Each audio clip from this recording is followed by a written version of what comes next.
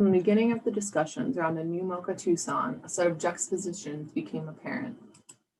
These juxtapositions, or areas of tension, include history and modernity, permanence and variability, orchestration and exploration.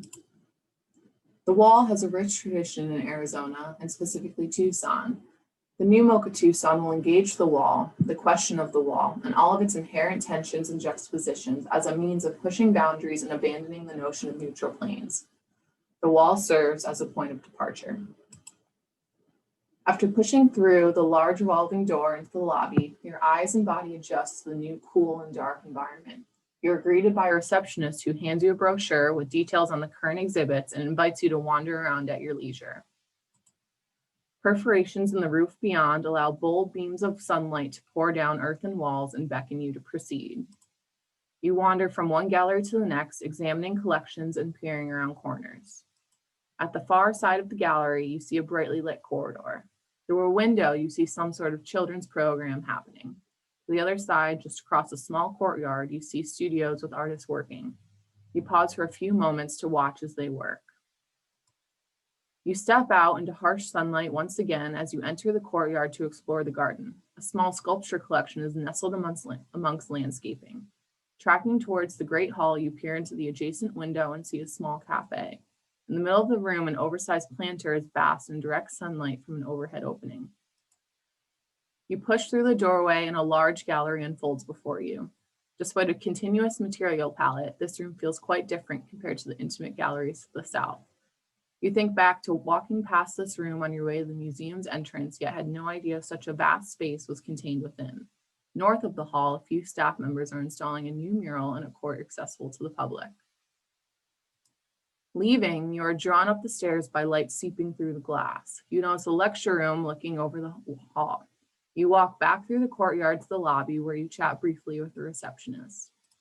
She directs you to the gift shop where you stop and purchase a book and print from one of your favorite exhibits. Light filters through a tree and casts dainty shadows over the space. Remember back to the cafe you passed and take your book there. Despite being outdoors, the space is surprisingly cool. You order an Americano and start chatting with the barista. A flyer with the lecture schedule is posted and you snap a picture with your phone before heading home. A few hours later, parents come to MoCA to pick up their children from the after-school program. With children gone, MoCA staff wrap up their day and depart as well. The artists return to the apartments and relax after a long day of creating before meeting at the communal house for dinner and some wine. As darkness falls, the artists share some local pizza and chat about their former adventures and current work here at MoCA. The following weekend, MoCA hosts an opening event to celebrate the new exhibitions on display.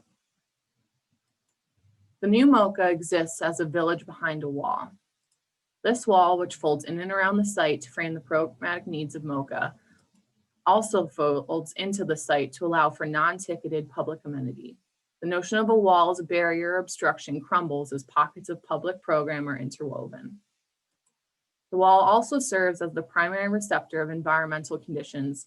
However, architecture is often not resolved in a single form, surface, or material only. The question then emerges how one manages multiple organizations and elements, not merely as an accumulation of parts, but as an emergent organization such that the whole is greater than the sum of its parts, a thing to do with intimacy of scale and its resultant atmosphere. Then the question arises, how can I design things with such beautiful natural presence that can move near the visitor every time, at different times, and over time? Each space is organized to admit different atmospheric conditions, which will allow artists and curators to enrich collections. This has to do with thoughtful moments as well as overall impressions and the relationship between the two. Sunlight pouring down rough, textured walls, forced movement between interior and exterior, feelings of enclosure, and change throughout the day and seasons, to name a few. The architecture has intentionally left space or void for the things inside of them. This void is important in creating the atmosphere to receive emotion as opposed to revoking emotion and obstructing MoCA. Rammed earth, glass, copper, and concrete establish a rich yet minimal palette of materials. Thick rammed earth walls create a sense of shelter, depth, and permanence. Concrete flooring continues the raw and natural palette while balancing the warmer tones of the earth wall. Sunlight penetrates the site through targeted glazing strategies on both horizontal and vertical planes.